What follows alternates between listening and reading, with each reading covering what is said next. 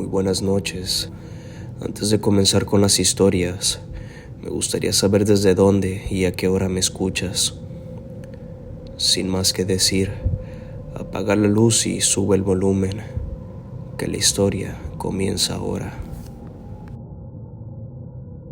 La funeraria municipal siempre tenía un silencio que no se rompía, ni cuando trabajábamos en grupo. Las paredes altas hacían que cualquier murmullo se sintiera ajeno, como si llegara desde otro turno o desde horas antes. Yo llevaba meses en el área de preparación, pero esa noche me asignaron a acompañar a mis compañeros en la sala 2 mientras esperábamos a una familia que venía desde las afueras de Tegucigalpa. Querían usar la capilla principal, pero por el tráfico avisaron que tardarían. A veces esas esperas se volvían pesadas, así que uno de mis compañeros empezó a bromear para que el tiempo avanzara más rápido. Otro mencionó que tenía una ouija guardada en su mochila porque la habían usado en una reunión y nadie la quitó. La puso sobre la mesa baja donde usualmente dejábamos los folletos para los asistentes y, sin pensarlo demasiado, nos acercamos. La sala estaba iluminada de manera uniforme y la tarde había terminado hacía poco, así que el ambiente parecía estable. El tablero se colocó en medio de la mesa mientras nos sentábamos alrededor. Lo hacíamos más por diversión que por curiosidad. Yo nunca había usado uno, pero tampoco esperaba algo especial. Era una forma de matar tiempo sin salir de la sala, porque el encargado podía llegar en cualquier momento con las indicaciones finales para recibir a la familia. Éramos 4 y todos estábamos tranquilos. La sala 2 siempre tenía olor a flores frescas porque ahí guardábamos los arreglos extras para otros servicios. Las coronas estaban apoyadas cerca de la puerta, alineadas en 2 filas que dejaban espacio suficiente para pasar. Uno de mis compañeros preguntó si había alguien en la sala y el vaso avanzó con un movimiento lento, casi torpe, hacia la palabra aquí. Ninguno dijo nada. Pensé que uno de ellos estaba empujando el vaso, pero sus manos parecían firmes y la expresión de los 3 era igual de seria. No hubo ruidos, ni cambios de iluminación, ni corrientes de aire. Todo seguía igual. Mi atención se fue a la puerta principal de la sala, porque me pareció ver un pequeño reflejo moverse sobre el cristal. Pensé que tal vez era algún carro pasando afuera. Otro compañero comentó que deberíamos seguir preguntando porque el vaso había respondido en la primera. Cuando preguntó quién estaba ahí, el vaso se quedó inmóvil. Les dije que quizá ya no funcionaría el juego, pero ellos insistieron en continuar. La mesa tenía pequeños rayones de los que dejan los arreglos florales cuando los colocan sin cuidado, así que el ruido del vaso arrastrándose se escuchaba claramente. Uno preguntó si quería algo. No hubo movimiento. El silencio se hizo más evidente, como si la sala hubiera perdido su fondo habitual de sonidos leves. A esa hora ya no se escuchaban autos pasando por la calle. Todo se sentía fijo, preservado en un mismo punto. Yo estaba por levantar mis dedos del vaso cuando escuché un paso, un solo paso firme, cruzando justo por el centro de la sala. No fue eco ni roce de objetos. Fue un paso directo, como si alguien caminara con decisión hacia la puerta. Los 4 levantamos la mirada al mismo tiempo. El sonido había sido claro, tan claro que la vibración alcanzó la mesa. No había nadie ahí. Las coronas cerca de la puerta se movieron de inmediato, apenas un par de centímetros, como si un cuerpo hubiera pasado rozándolas. El movimiento fue leve, pero suficiente para que las flores vibraran y algunas hojas se sacudieran. Uno de mis compañeros se levantó de la silla y caminó hacia la puerta pensando que era el encargado de la capilla. Cuando abrió, el pasillo estaba vacío. El encargado no aparecía y no había forma de que alguien hubiera salido sin que el sonido de la puerta lo delatara. Regresamos a la mesa con miradas tensas. Ninguno estaba dispuesto a admitir que aquello había ocurrido justo después de iniciar el juego. El tablero seguía en medio de la mesa y el vaso permanecía quieto, como si el paso que escuchamos no tuviera relación con nada de lo que hacíamos. Yo sentía que la sala estaba demasiado abierta, demasiado vulnerable. Revisamos el área de arreglos florales. Las coronas estaban alineadas igual que antes, pero la primera de la derecha tenía una cinta ligeramente caída, como si alguien la hubiera rozado al pasar. Las luces seguían estables, sin parpadeos. Pensé en revisar si la puerta principal tenía algún problema que la hiciera absorber sonidos del exterior, pero el paso que escuchamos no provenía del pasillo ni de afuera.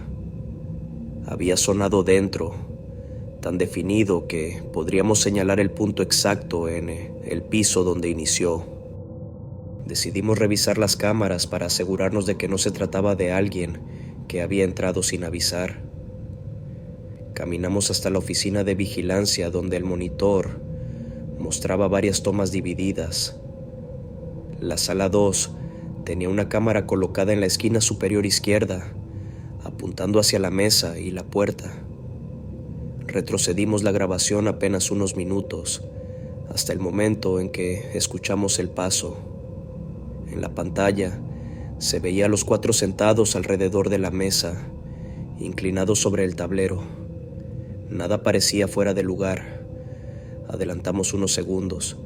El paso no se escuchaba en la grabación porque la cámara de esa sala no tenía audio, pero sí vimos algo que ninguno esperaba. Una sombra desplazándose por un instante, como un movimiento que cruzó el centro de la sala, pero más rápido de lo que un cuerpo humano podría cruzar. No tenía forma detallada, solo un desplazamiento oscuro captado por el reflejo de iluminación. Uno de mis compañeros retrocedió un cuadro y lo detuvo. La sombra aparecía a un punto antes de que las coronas se movieran, como si el desplazamiento hubiera generado una corriente corta. Fue una fracción de segundo, pero suficiente para que todos sintiéramos un peso en la garganta. El vigilante dijo que no era la primera vez que veía algo así en ese edificio. Había contado que en otras ocasiones la cámara registró movimientos aislados donde no correspondía a ver personas. Incluso mencionó que algunos encargados evitaban esa sala cuando estaban solos en el turno de madrugada. Nos quedamos mirando la pantalla durante varios minutos, tratando de entender si aquello tenía una explicación lógica. Uno de mis compañeros dijo que debíamos regresar porque la familia podría estar por llegar. Cerramos el archivo de grabación y dejamos la oficina con la sensación de que la sala estaba esperando algo. Cuando entramos nuevamente, el ambiente parecía distinto, aunque todo estuviera en su lugar. Me acerqué a la mesa y levanté el tablero. Sentí como si la superficie tuviera un ligero calor, quizá por la fricción de nuestras manos, quizá por el ambiente cerrado. Lo guardamos en la mochila sin mencionar lo ocurrido. Uno colocó de nuevo los folletos en la mesa y acomodó las sillas.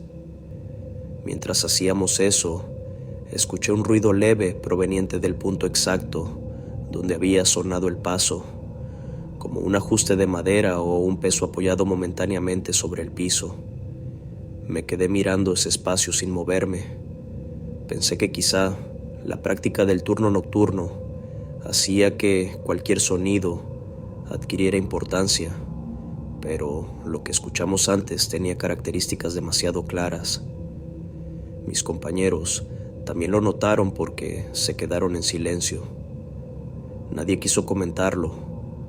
La familia llegó minutos más tarde. El encargado entró con ellos sin notar nada extraño. Les abrió la capilla principal y los acompañó hasta el ataúd. Nosotros ayudamos con los arreglos florales y mantuvimos la atención en su ceremonia. Mientras colocaba una corona sobre un pedestal, escuché que una de las cintas rozó la pared, como si alguien hubiera pasado muy cerca. Revisé el pedestal y estaba firme. Nadie estaba a mi lado. La sensación de alguien caminando con seguridad dentro de un espacio donde solo deberían escucharse rezos y respiraciones me dejó inquieto. Nunca imaginé que un turno rutinario podría marcar mi memoria con tanta fuerza. Esa noche, al salir de la funeraria, sentí que todavía llevaba en la ropa la vibración de aquel paso. No dije nada a mi familia ni a mis amigos, porque sabía que buscarían explicaciones que no coincidían con lo que vimos. En la grabación quedó registrado un desplazamiento real, y en la sala escuchamos un paso que atravesó un espacio vacío sin detenerse. No había manera de confundirlo con otra cosa. Desde entonces, cada vez que me asignan la sala 2, reviso el centro del piso antes de encender la luz.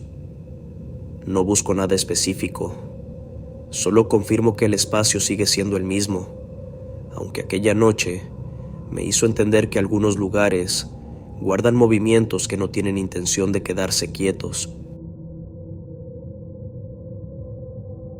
Las horas se volvían largas en los pasillos vacíos y el silencio quedaba pegado a las paredes como una capa que nadie podía quitar. Trabajaba en el área de limpieza de un edificio administrativo en Guadalajara y ya me había acostumbrado a los ruidos lejanos de tuberías, a los golpes secos que hacía el aire atrapado en los ductos y a las conversaciones que parecían llegar de algún piso cerrado. Nada de eso me sorprendía. Lo que ocurrió aquella noche, sin embargo, se quedó grabado como si hubiera ocurrido hace apenas unos minutos. Éramos 4 en el equipo. A veces, cuando el trabajo bajaba y ya no quedaban oficinas abiertas, descansábamos unos minutos en los vestidores del sótano. Ahí teníamos una banca de madera apoyada contra la pared y, frente a ella, los casilleros numerados del 1 al 24. Esa noche, uno de mis compañeros llegó con una ouija que había llevado para una reunión un fin de semana y olvidó sacar de su mochila. Todos estábamos cansados, así que la colocó sobre la banca y dijo que podíamos usarla para pasar el rato. Yo dudé al principio, no porque creyera en esas cosas, sino porque el vestidor tenía un sonido hueco que hacía que cualquier movimiento retumbara demasiado. Aún así, nos sentamos alrededor del tablero. El foco del techo parpadeaba de vez en cuando porque llevaba semanas fallando, aunque la luz nunca se iba por completo. El frío del piso subía a través de las suelas y el olor a desinfectante todavía estaba fresco. Mi compañero puso el vaso en el centro del tablero mientras los demás colocábamos las yemas de los dedos sobre él.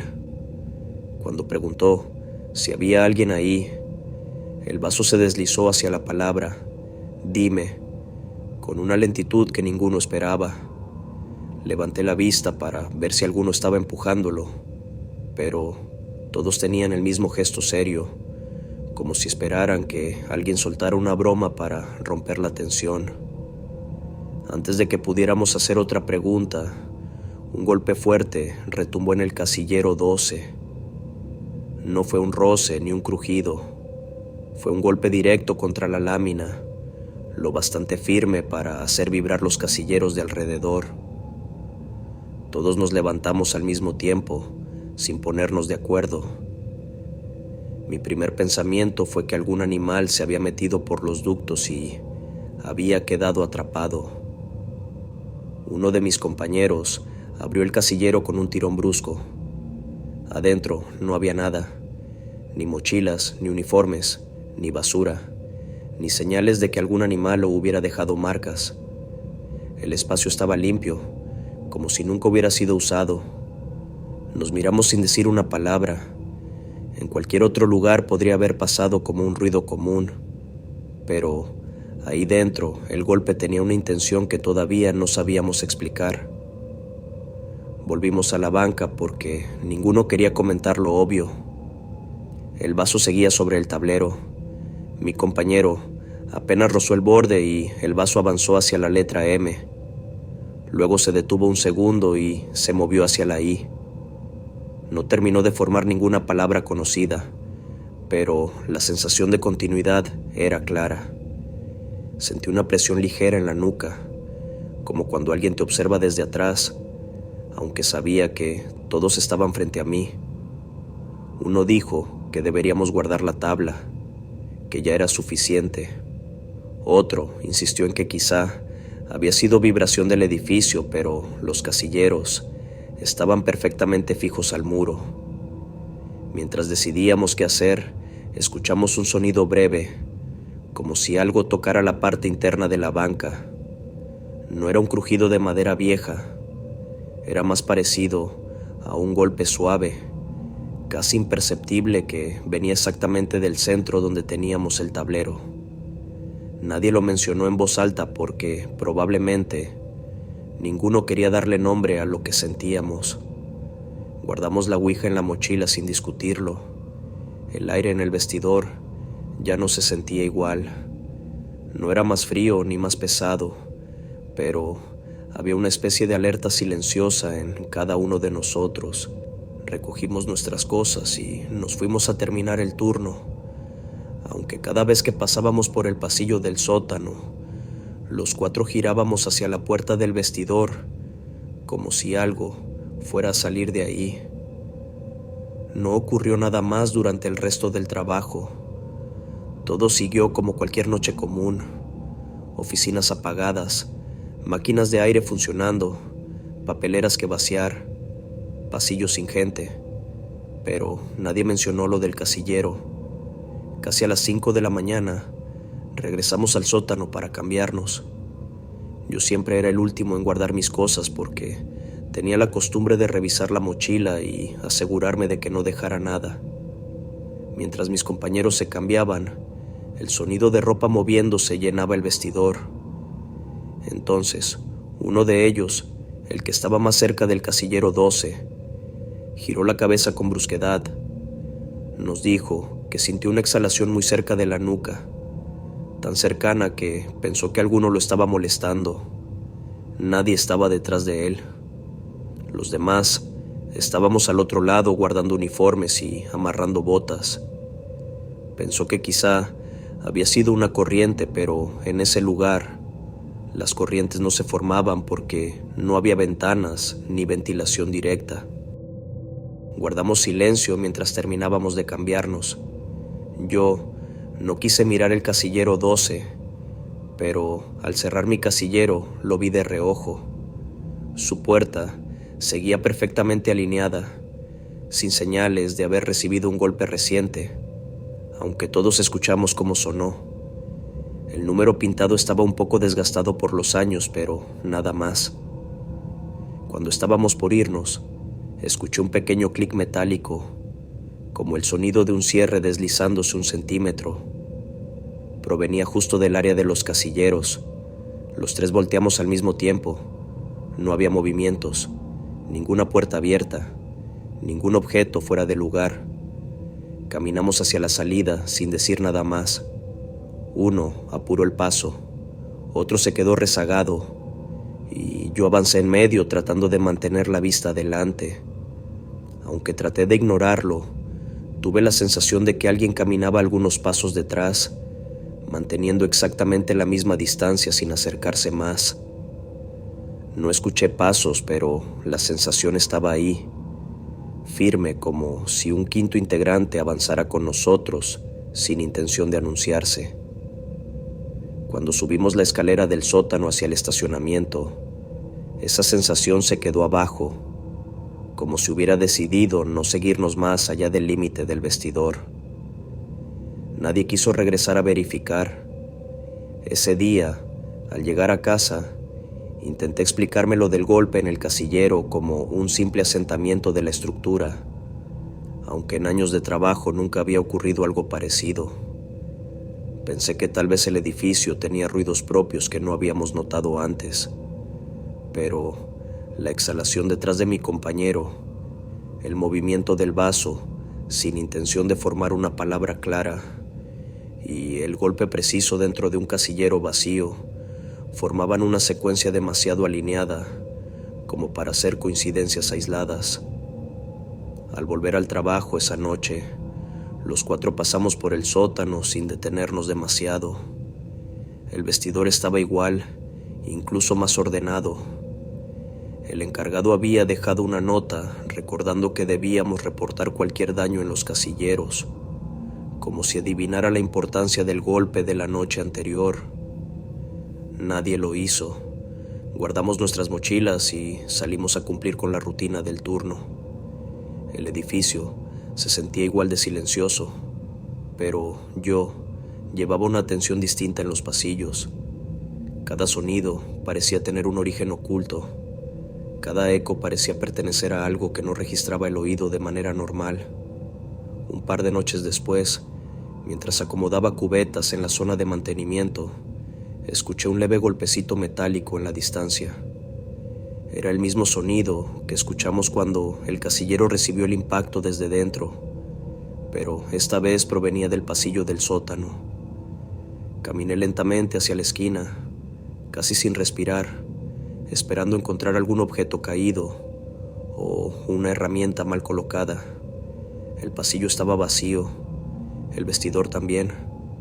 La luz del foco seguía con su parpadeo ocasional, como si nada hubiera cambiado. Yo regresé a mi área con la certeza de que el casillero 12 no había sido un episodio aislado, sino el inicio de algo que seguía moviéndose cuando no prestábamos atención. Desde aquella noche, cada vez que entro a los vestidores, siento una presencia callada que se mantiene a unos pasos, observando sin prisa. Nunca he vuelto a escuchar un golpe tan fuerte como el primero, pero de vez en cuando percibo un roce leve en el metal, semejante a un dedo deslizándose apenas. No busco la explicación, solo reviso que mi casillero esté cerrado y salgo lo más rápido que puedo. Algunos lugares guardan respuestas que nadie ha pedido, y aquel casillero parece dispuesto a seguir dando las suyas sin necesidad de que lo llamen.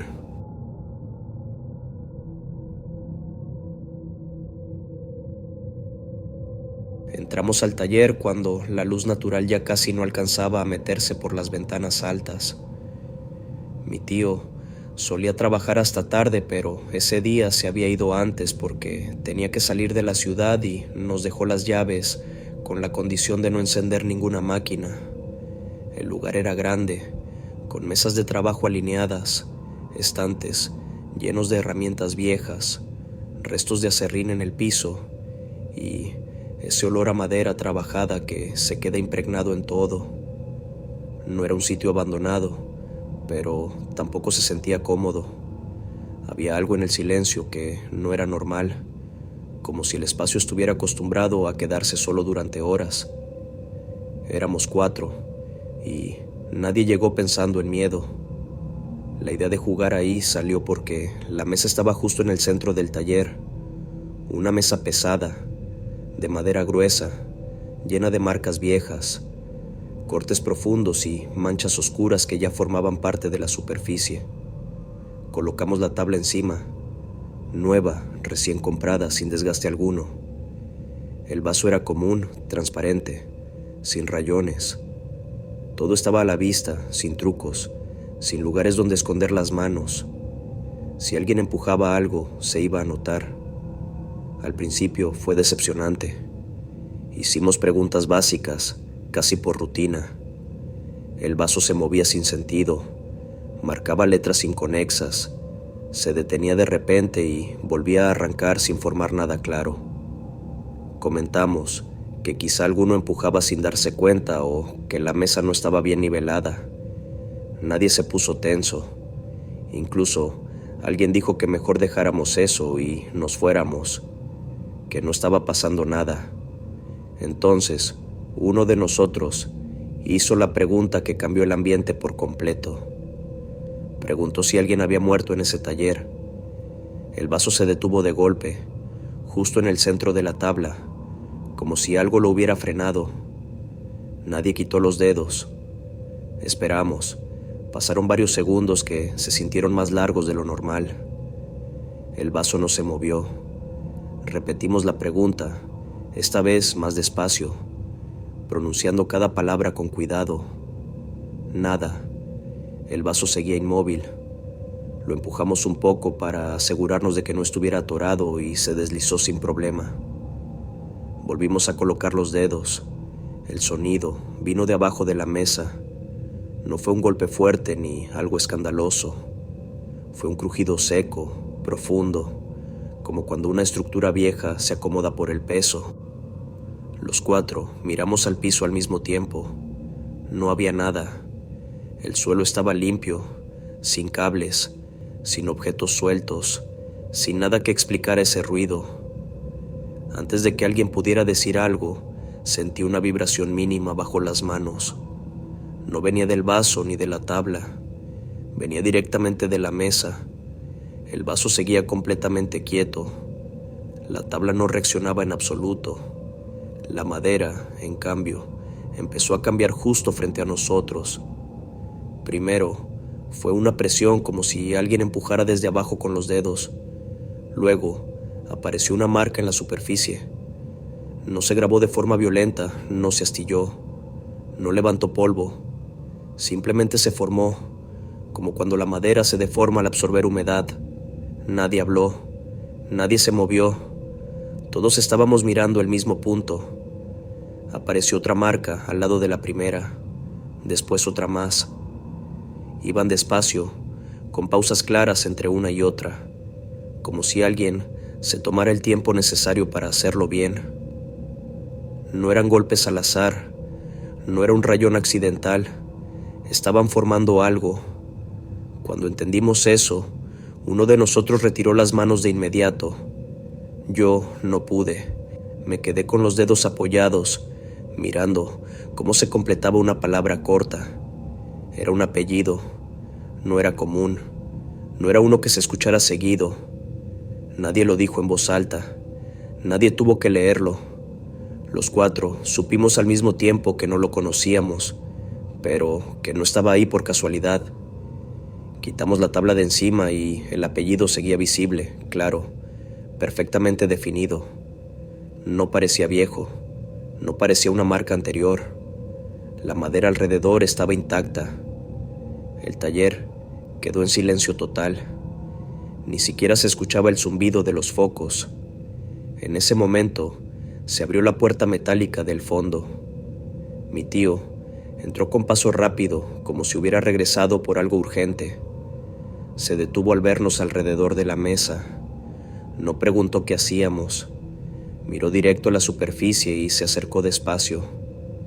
Cuando vio el apellido, su expresión cambió por completo. Se le fue el color del rostro. Apoyó ambas manos sobre la mesa, justo encima de las letras, y se quedó así varios segundos sin decir nada. Luego nos pidió que nos sentáramos. No levantó la voz, no se alteró. Solo habló con un tono serio que nunca le había escuchado. Nos dijo que ese apellido pertenecía al antiguo dueño del taller, el hombre que trabajaba ahí antes que él. Contó que murió años atrás, aplastado por una máquina industrial mientras trabajaba solo. Dijo que nadie quiso hacerse cargo del lugar después, que el taller estuvo cerrado mucho tiempo y que la mesa estaba ahí desde entonces. También mencionó que nunca la movieron porque era demasiado pesada y porque nadie quiso hacerlo. Esa noche guardamos la tabla en su caja y la dejamos en una repisa. El vaso lo tiramos. Al día siguiente regresé solo al taller para buscar unas cosas que había olvidado. La mesa seguía igual. El apellido seguía ahí. Exactamente igual que la noche anterior. Sin cambios, sin desgaste. Intenté lijar una esquina lejana para comprobar. La madera respondió normal. Cuando acerqué la lija a las letras, la superficie estaba dura, intacta, como si no hubiera nada ahí. pero el apellido seguía visible, claro, imposible de ignorar. Mi tío nunca permitió que volviéramos a tocar esa mesa. Con el tiempo dejó de usarla y ahora trabaja sobre otra. La vieja sigue ahí, en el centro del taller, con ese apellido marcado como si la madera hubiera decidido no olvidar lo que pasó en ese lugar. Nunca volvimos a jugar Ouija y cada vez que paso por el taller evito apoyar las manos sobre esa mesa.